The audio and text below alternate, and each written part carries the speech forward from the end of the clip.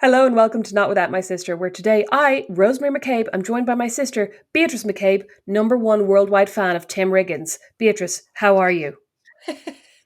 I'm good, thanks, Rosemary. It's true, I am the number. Well, I mean, Tim Riggins back in the day, Friday Night Lights, because I did Google Taylor Kitsch, which is just honestly also a great name. And I was immensely disappointed. It's a bit like your Kevin Costner fangirling, where like you Kevin fancy him Costner and still then, looks good. no, not in real life, he doesn't. In his khaki button downs and pleated trousers and high waisted chinos, no. And his dodgy backwards baseball caps, no. I thought you were saying his dodgy back for a second. I was like, that is not acceptable. No, no. And Taylor Kitsch just like he's such a down and out, soft hearted loner in this TV show. Like I have to close my eyes just to think about him. And Okay, no, Taylor Kitsch is not a down and out loner. Tim Riggins, which is why I said you were a Tim Riggins fan. Tim Riggins is a down and out that's loner. what I meant. I said in American, whatever it's called, Horror Story. No, Friday Night Lights. Meanwhile, in real life, I mean, looks so clean cut, like so nerdy. But if I were not 44 years old, and actually, if people still made posters, even if I am 44 years old, I might actually go down to the poster store and get a Tim Riggins poster, except that it's, I don't want one of these for my birthday now, Rosemary. Okay, I see you getting ready to Google this. I would have a poster, if I wasn't married, okay, there you go, in a house with 5 other boys and had a shortage of wall space because I have too much stuff hanging up, I would absolutely put up a poster of Tim Riggins. Absolute excellent actor.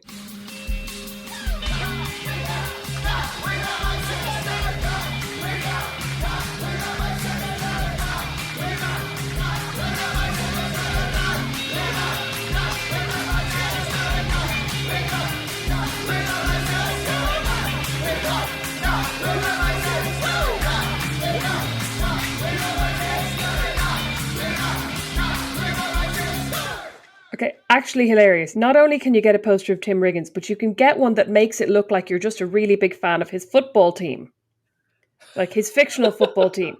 Oh my god, you can get a trading card magnet. Look, get that for your fridge. I shouldn't have showed It you. would also make me look kind of like I know what sports are. Exactly. That's exactly what I was thinking. I was like, people would walk in and be like, oh, I've never heard of the Panthers. That looks like an interesting football team. Unless they were a Friday Night Lights fan, then they'd be like, losers. But I have to say, I resisted watching this for many years because I was like, what am I going to do with American football? Which I think is the theme of today's episode, not the American football, but watching things about with topics as their main topic, like something you know very little I about. will summarize it. Yeah, go for it. Watching watching TV shows set in an industry about which you know little and have very little interest. Oh, no. When you said this was the topic, you said about which you know very little or next to nothing, not about which you have no interest. I have a lot of interest in these things. American football. Yeah, because also it made me feel better that like all of the footballers were played by like 20 something actors, like 25, 26, versus like sitting there having a crush as I did on Noah Centineo, age 17. That was creepy. Yeah, Right? listen, That but was, he's 35 and very clean cut and boring now as well, so you don't need to worry about that. no, he's not. He's like No, not 22. quite, but he is clean cut and boring. He looks fright. He's about 22. He looks absolutely. I mean, listen, let's not pass comments on young boys. Anyway, he's 22. He just looks very middle aged. I don't even mean it's not his looks, it's just all of a sudden he looks like a real settled man. And you know what? It's more that I just actually think he's a bad actor. Oh, he's not a good actor. I thought he was brilliant in All the Girls I Loved About So Much, whatever it's All called. the boys I loved before. Holy Jesus. You know who's an excellent actor, though, and who I think honestly was snubbed by the Academy? Lucy Liu in Shazam Fury of the Gods. Oh my God. I was literally watching it going, I could be an actor. She is desperate. I'd be better than this. Do you know what? I'm actually wondering if maybe we should have done an episode TV shows about which you know anything, because that would be a much more. I mean, TV shows about which I know nothing are nearly every show I watch, if you think about it. Because, like, you're just mentioning Shazam there. What do we know about being a superhero? That's a movie, Beatrice. That's for another episode. Get back to Friday Night Lights. Okay, well, I watched She-Hulk recently and enjoyed it. What do I know about being a big green lawyer? But that's about the law. Like, as in, like, you'd have a little bit of a clue about the law and you'd have watched other shows about lawyers, like Ally McBeal. Friday Rosemary, Night Lights, I feel, is so specific because when Rosemary, people No, let me finish, Beatrice. We can't interrupt each other this episode because I want to do minimal editing. Friday Night Lights, when I first started watching that, it'd been recommended by so many people, and I was literally like, why would I watch a show about American football? And then, literally after series 1, I was like, where can I get tickets to go and see American football? However, I then realised the games last about 16 hours, so I never went. You can talk now. Oh, thanks a lot. I was waiting for permission.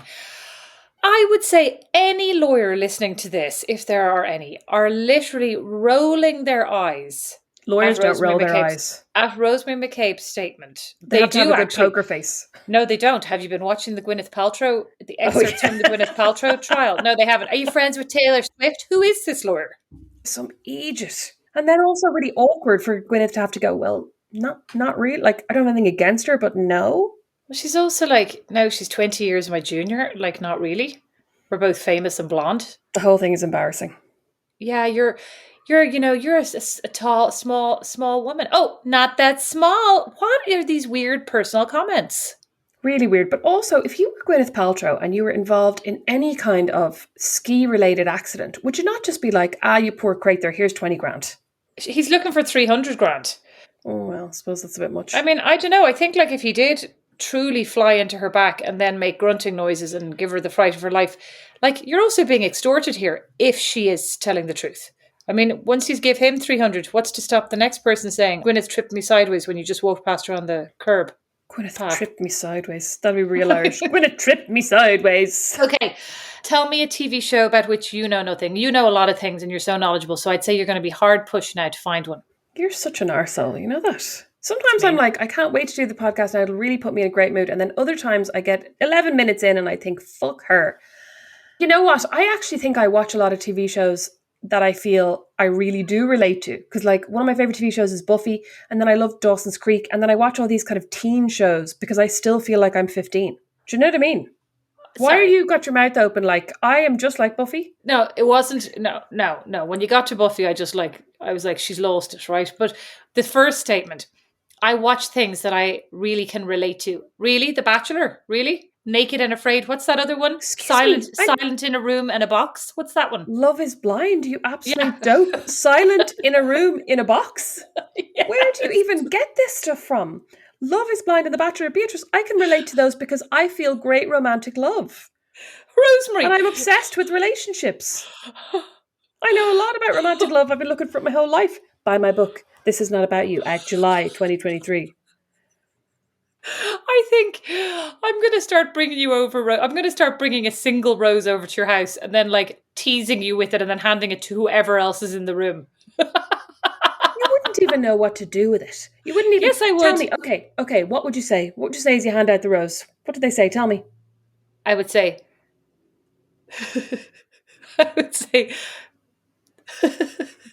Say the potential beautiful lady going home is... No, that's not what they do. Not Atlas. That's not what they do. What do they do? They pick up the rose that I can't actually decide, is it a real rose or a fake rose? Anyway, pick up the rose. I'll demonstrate with this pencil. The rose is on the table, right? Yeah. They delicately go over. Yeah. Okay, well, you obviously don't remember, so shut up while I tell you. They go over to the rose, they pick it up delicately, and they go, "Not Beatrice. Will you accept this rose?" And then Not Beatrice walks up and goes, "I will, thank you so much," and takes the rose, and they have a kiss on the cheek, and then they go back to their place. And then the camera pans to show all these women, and then you know, because there's like 3 of them haven't got a rose. But why do they have a chaste kiss on the cheek, now T-E, not E-D, when, They've like, all been I know... snogging non-stop. Yeah, and didn't they go off and actually, like, do the dirty deed in some cabin on, like, their final night away, whatever, when cabin. Fantasy suites. Can you just watch the next series? Because then you'll know what you're... Let's watch the next series together. Then you'll know what you're talking about. Rosemary, I'd be watching, like, even right now, like, I couldn't. I'd be watching through my fingers. I couldn't. There's actually, I have to say, there's a lot of tongue kissing throughout the whole series. And even I, Beatrice, not squeamish, even I have to look away sometimes. I'm like, I've just had it. That tongue has been in several mouths tonight. I was just about to say that. I couldn't, Rosemary. That's me channeling my inner mom. Like, as in mom, our mother, inside of me. Yeah, I just couldn't because, I mean, I read all the recaps, you see, just to, like, see how ridiculous they are. So I read the one where, like, he went to fantasy suites with the 3 girls. The first one he says, "Listen, I'm not going to be doing anything with anybody." She's recaps. He sounds Yeah. like me as a 20-something. I'll go home with you, but we're not having Yeah. sex. She's totally peeved and then is like totally put out by this. He then says to the second one, I'm not going to be doing anything with you, and then promptly has sex with her. And then says to the third one, I'm not going to be doing anything with you. And then tells the third one that he'd had sex with the second one, who's then peeved them, blah, blah, blah, etc. I was just like, not to sound like my mom, because like obviously everybody's had sex with somebody before, they unless you're actually their first person to have sex with, right? Like not to state the Yeah, overstate the okay. That obvious was here. the most obvious sentence I've ever Yeah. heard come out of your mouth. What I mean is like, I just could, like, as in with mom, like, how could you be having sex with somebody who just had sex with somebody else the night before in Fantasy Suites? For listeners around the world, Rosemary is making a I could absolutely do that face. I was more thinking, I wonder if I've ever had sex with somebody knowing that they had sex with somebody else the night before. I mean, I wouldn't put it past myself, but in what situation would you know, I suppose? If you're on holidays, if you're on like a Tenerife, Mallorca, I mean, I don't think people do these things anymore. Because all I hear about, Like a lad's trip. yeah, all I hear, like one of those after school, you know, like end of leaving cert trips, like all I hear about Gen X now is, oh, Gen X, I'm Gen X, I'm a Zennial, Gen Z, is that all I hear about Gen Z now is that they're not drinking, they're not partying, they're extremely responsible. So like, I don't think they're doing lads trips and like having irresponsible sex with multiple partners, except if they're on The Bachelor. I think they could be doing these trips and like probably going to like Greek islands and really enjoying the scenery and doing a cacao ceremony somewhere. And maybe the most they do would be go to South America and do ayahuasca. I feel like they're all very spiritual now. Not to tar every Gen Zer with the same Yeah, but brush, but you know they're what I mean. also on The Bachelor though, having sex with each other. Are they Gen Z though? They're in their late 20s. Say they're millennials. Rosemary, they're probably about 15, quite honestly. No, the youngest one in the latest series was 23. There was a big deal made out of it. Yeah, you're 38 now, Rosemary. So that's why you think that they're all older. It's not that I think they're all older. I think I'm a lot younger. So I think I'm the same as them, but I know that I'm not. But yeah, sorry, I don't even know where this was going. Yes, I relate to The Bachelor because I've spent my whole life looking for love, but now I've found it. So like I watched The Bachelor with it like, poor you guys, still looking for your person. I found my person. I found my best friend. They're always going on about that. I'm just looking for my best friend. Oh my God. On TV in front of everybody. Yeah, but oh, you know what occurred to me today?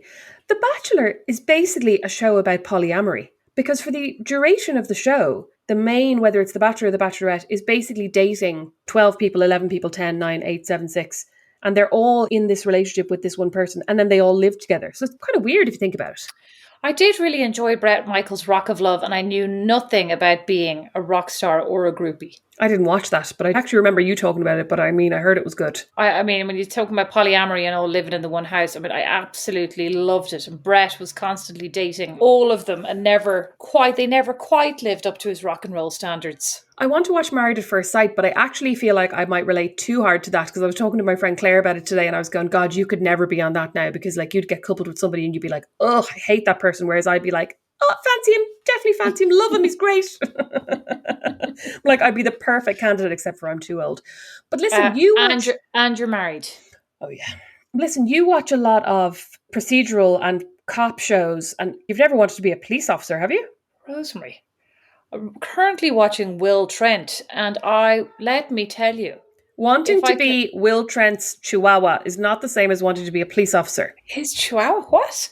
No, Rosemary, I don't even pay attention to pets on TV. I'm not you. I would love to be a detective, the Lincoln lawyer, except I have very, very, very hard time following any clues. So I don't think I would be very good. Oh my God, you have a terrible time following clues. You also, I can imagine you arresting somebody, being like, okay, I'm going to do this interrogation now, and just nervous laughing. I feel like you would go in and immediately be like doing that weird thing with your mouth where you're trying not to laugh. Why would I be doing that if this was a serious criminal? Because you'd get all nervous. I wouldn't be, Rosemary. Please do not underestimate me. Why would I be nervous? I am a strong and powerful woman. If I had all my facts in front of me in my case file, there would be no need for me to be nervous. Tell me, okay, facts and your case file. What else would you need as a detective? What other things do you think you would need to have in your arsenal? Very sharp suit, slightly ill-fitting. No, sure. Your one Angie just wears like tight khakis, always belted with a t-shirt tucked in. What was that, Mum? Tight what? Khakis. Khakis. khakis. Tight khakis. Okay. Well, I don't have any khakis, so I'd be You'd have to get some. You could wear your pink pants from Target with a no. belt and a t-shirt tucked into them. That was bitchy. I would be wearing. I would be following line of duties. I wouldn't be following. And Angie looks like the hot mess that she is intended to be. That's what her wardrobe is messaging. I would be the extremely killer detective, not like literally killer, but like the sharp-witted, no-nonsense, short-haired female detective. Although I wouldn't be short-haired because I really regret already getting my hair cut, but I would be the long-haired version of that sharp-witted, no-nonsense, short-haired detective on BBC's Line of You're Duty. already late for Yes. work. You've been fired because you've been late for work now 5 days in a row because you're too busy picking out your outfit. You're like, what says? No, I would serious just woman? a navy suit every day, a different one. Have you ever owned a suit? Yeah, Really? yeah. No. I can't remember ever seeing you in a suit. I can't imagine you in a suit. Yeah, I usually wear it as separates because every time I put it on, I go, who am I fooling? But if I was a detective, I'd own that suit. I had to wear a suit when I worked in the civil service. Remember, at the age of 19, to wear a suit Didn't to you work. only work there for like 2 weeks or something? How long were you there 6 for? months, you absolute bitch. Oh. I mean, that was one of my longer held jobs. I mean, Mom still wishes you were there. She still regrets you I leaving. know, a golden era for Mom. But I don't think you would. Well, I mean, I suppose you're thinking about it as a fantasy, like you want to go in as a detective. But like, you never actually really would think about that in real life. Sure, you wouldn't. Why not? I absolutely would if I could just go straight in as a detective, but I can't. Therefore, I can't. So that's Therefore, I what I'm wouldn't. saying. So like, you would never I mean, become a police officer with a view to becoming a detective. maybe I watched The Rookie with Nathan Fillion, and he's the rookie, the 40-year-old rookie. He's actually probably older than that, but like, he's the beat cop now, and he's having a great time. Passed all his Okay, exams. so do you want to go and be a beat cop? In California, potentially. Why California? Because the weather looks nice to be a beat cop out on the street. But like, I wouldn't like to be. I look at the poor guys here in Fort Wayne and the freezing cold mornings waving the school buses on at 7:15 in the dark with their like road signal things. And I just go, oh, If you could desperate. see, now we can Couldn't do that. absolutely take road signaler off your list. If we could see the flopping of hands she just did there to signal the road signals. It was like she was like a baby bird trying to fly Oh, it, can you but imagine? the wrong direction. I'd be terrified as well because I'm always worried on their behalf that they don't have like enough reflective gear on. Because these cars drive very closely to them on like little narrow roads. Anyway, what about a lawyer? I do watch a lot of Law and Order, for one, which is mainly about police, but there are some law scenes in there. What about a lawyer? Like would I like to be a lawyer? Yeah. I feel like I'd be terrible because I would just start crying. As soon as I got a point that I really wanted to argue, I'd start crying. I always do that when I get frustrated, when I feel like I can't get a point across.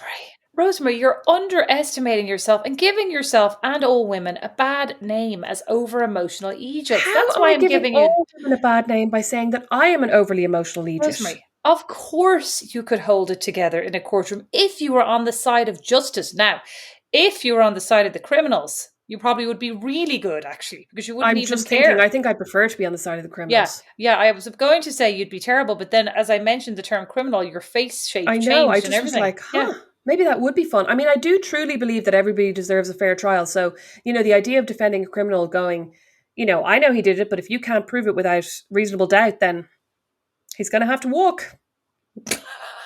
He's going to have to walk.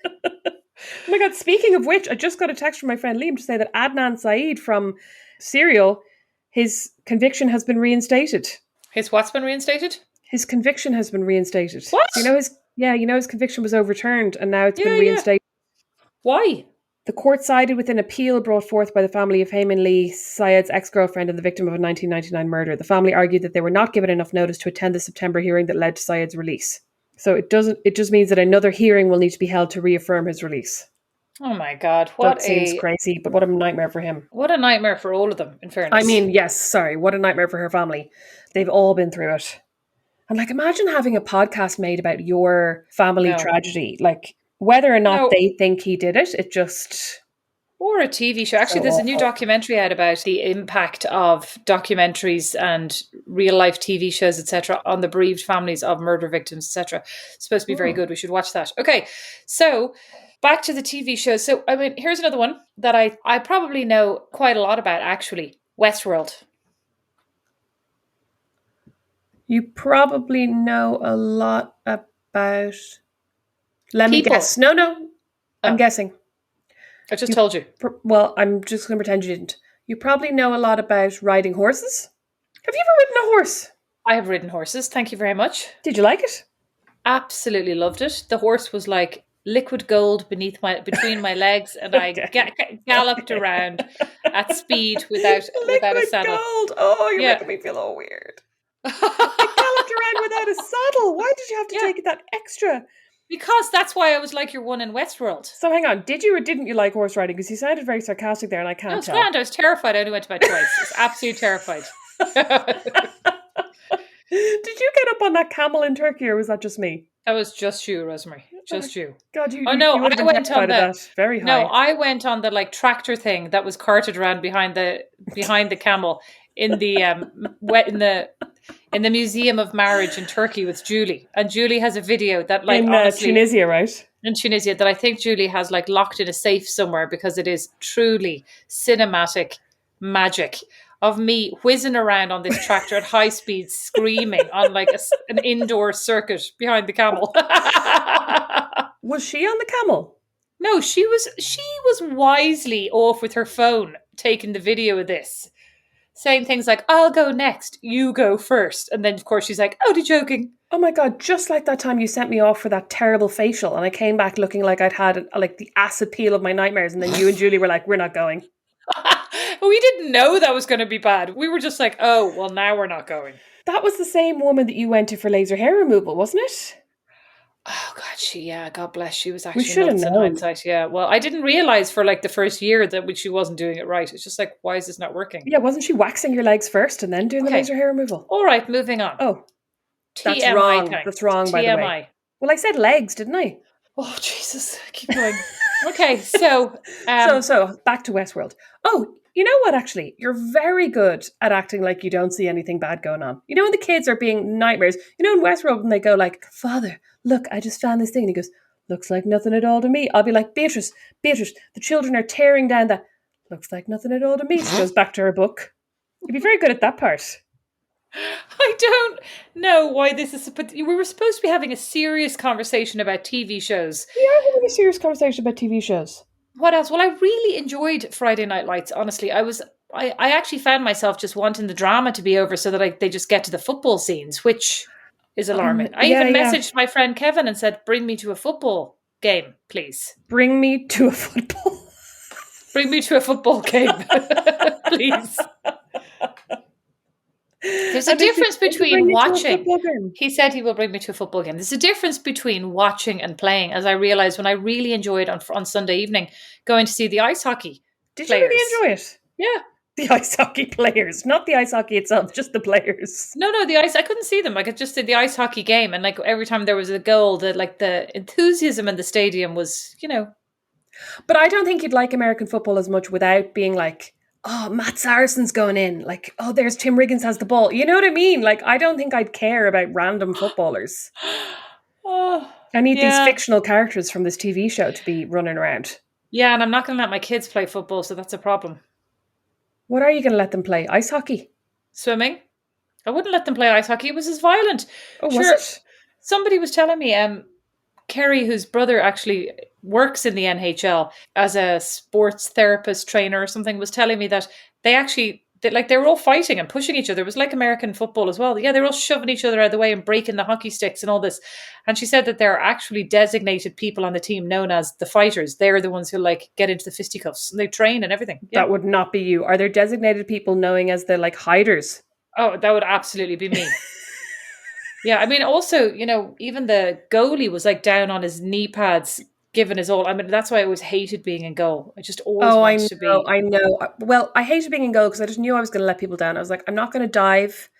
I'm not going to jump. I'm not going to throw myself at that ball. I'm just going to try and do a little half-hearted run. And if I don't get there, I don't get there. I'm so afraid of pain. Do you know what I mean? I'm so afraid of hurting myself. Just can't. I don't even know if it's the pain. I think it's the humiliation. I'm afraid of diving for the ball and missing it. You know what I mean? And it going in over my head and me being like covered in mud on the ground being like, well, that was pointless. Oh, they'd actually probably love you. At the end, you'd be like, you'd be a big like mud covered hero. They'd be like, oh, she gave it her all. That's what they talked about on Friday Night Lights. It was all about playing with heart. Play with heart. He played with heart. Your man is good as well, isn't he? The coach, even though I hated him in, what was that other thing that he was in about the newspaper? Remember he used to get the tomorrow's newspaper today, like that Brennan's ad. Do What? you remember he was in the TV show where he picked up the newspaper and he was like, this is weird. And it was tomorrow's newspaper and it was called like Daily Edition or Oh, Early Edition or something. And he got the prophecies from tomorrow's newspaper. And then he I had to never go watched around that. trying to save people. Oh, so you enjoyed that. I mean, and that obviously is very similar to today, where you're able to tell what's going to happen tomorrow. It's like having a weather app. I can't before even it tell was you even invented. today, Beatrice. Oh. So many times in the last year or two, people have said to me, "How was your weekend?" And I've literally gone, "Oh, it was great." While my brain is like empty, I have no idea what happened. What did I do this weekend? No idea. You went to ice hockey.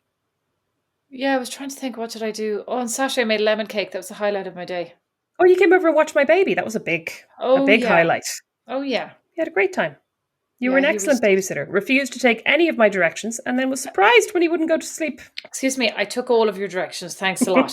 Even though I argued with you while you were in the house, I was like, why do I even argue? Because I'm going to do exactly what she wants when she leaves, which I did.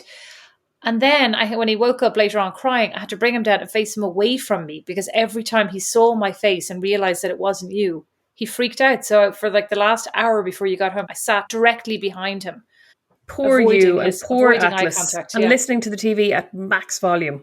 She couldn't figure out how to use the remote. I had to turn the volume down. Push harder. So go on. What TV shows and what else do you watch? Do you watch any medical shows? Because I feel like I've just never wanted to be a doctor. I've never wanted to be a nurse. I don't ever want to be in the hospital, in fact, for anything. And still, I watched Grey's Anatomy for a little while. You watched ER, didn't you? No. Oh, I thought you did. I think I was living in Paris or something at that point. I didn't have a TV for many years. Though now I'm like, how did I not have a TV? I should get rid of my TV. I was so productive. Were you? Yeah, I went out all the time and had a great social life. Does that count as productivity? It does to me. I was highly productive socially. You're always out and about at some market or another. I'd love if there were That's some nice great. vintage markets. Wouldn't that be great? That'd be brilliant. Do you watch anything like that on TV? Do you watch what's it called? Traveling Roadshow? What's it called? Antiques Roadshow. What is that's wrong with you? You cannot retain a single. What did you say about Love is Blind? Talk to me in a box silently. Wasn't that something? Yeah, but you know what? It's like they say, it's all about language is only for communication, and you understand me perfectly. So we are a hen or A1, as they say. We're actually not a hen because we're on a podcast. So it's probably important that other people understand what you're saying as well as me. Yeah, but you're immediately translating, so thanks for that. Well, yeah, you need me to be here. You know what I did watch? I watched The Bold Type, which is about 3 young 20-something women working in a women's magazine. And I really enjoyed that because I watched it and I was like, this is ridiculous. It's like, none of this is realistic. Like they'd go to these editorial meetings and be given one single piece to write that was due in 2 weeks. Oh, and yeah, like, that's not how it worked.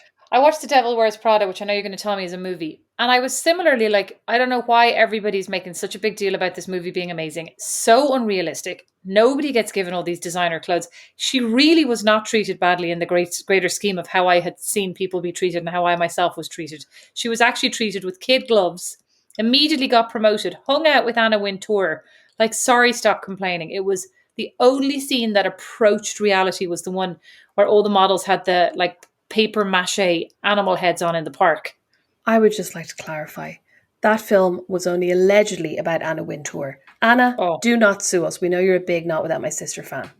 Beatrice, can I also clarify? Just because you have seen people be treated badly does not mean that Anne Hathaway, the worst character in film history, was not treated badly. Like, she was treated badly. It was a shit job. She wasn't treated that bad. She was treated badly by her boyfriend.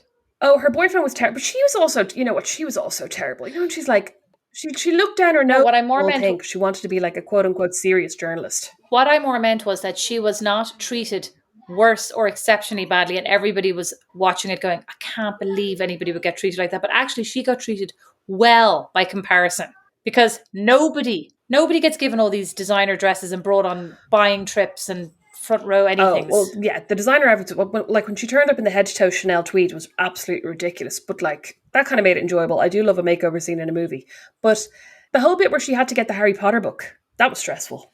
She was going to be fired if she didn't get it, Beatrice. I have no recollection of that, but I have a colleague of mine, the night of the fashion show, was dispatched off on a regular plane to get a 5-hour car ride to rent a car, to procure a pair of boots that had been sent to the sample room that the designer decided they want to wear that night, and was sent off on a 48-hour jaunt to pick up these shoes and get back in time for the fashion show. And he arrived back at 6:30 p.m. all because this is what they wanted to wear, and decided that the day before. Oh my God. And did they wear the boots? Imagine if they didn't. I don't know.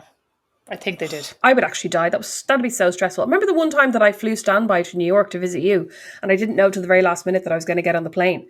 They were basically like, no, there are 10 people ahead of you. You're not getting on. And then with literally 10 minutes to go, they went, oh, you can actually get on because a connecting flight hasn't arrived. So we have space, but you need to run.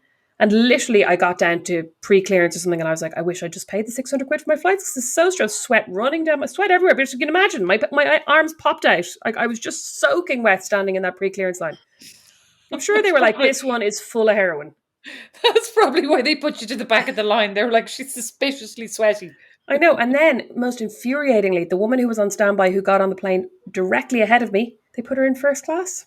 Oh, I remember that. They probably couldn't have put me in first class, so I would have been stinking. I would say Mom had given them a note. Do not put my daughter in first class. She is raging that she herself has never been in first class, and everybody else in the family has at some point been upgraded. And she is extremely resentful about this. At some point, we'll have to get her a first class ticket somewhere very, very close by, so it's not very expensive. Yeah, well, I just was going to say, I don't like your use of the word we. If that's something that you think you'd like to do for our mother, bon chance, as they say, you can do that. I flew business class to Brussels once. It's only a very short flight, though. And business was just it wasn't really that much different. You just got Dubliner and brown bread, which, I was very happy about at the time. That sounds delicious, in fairness. So what have we learned about watching television shows with topics about which we know nothing? Don't believe everything you see on TV. Don't ever tell Beatrice she wouldn't be a good lawyer, because I feel like you took that a bit personally. I don't know. Do we have to learn lessons all the time?